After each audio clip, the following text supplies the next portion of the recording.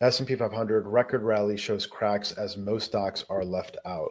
They're talking here about narrowing in breadth and a breadth contraction, right? So the article goes on to say that it's a top-heavy market. They talk about how equal weight S&P has lagged against cap-weighted indices and it's continuing on its downward path, and that this basket has fallen for 7 consecutive days through Tuesday, the longest streak since 2018. Let's go take a look at the equal weight index, actually. The equal weight index you can pull up is RSP. This is the equal weight S&P 500 index.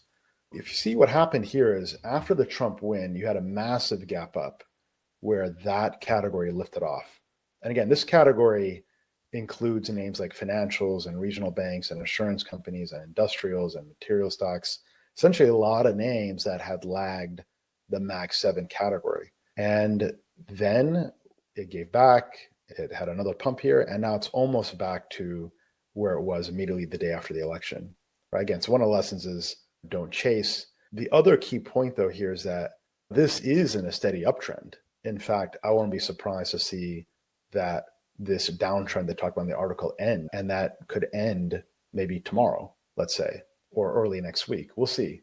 But the point is, this is still in an uptrend. And when you start to see headlines like that come out, where people are growing more fearful about that, actually might be time to pay attention and take notice. But this category overall should do well next year because they'll benefit from the factors that we've talked about earlier. And I also think Max 7 categories will do just fine next year as well, because those are incredible businesses that are growing earnings. We obviously like certain names in that, like NVIDIA and Meta and Google and Amazon, but those are world-class businesses that will continue to grow earnings based on our analysis. I think you'll have a good year next year. Now, we've had 2 back-to-back years of 20% plus.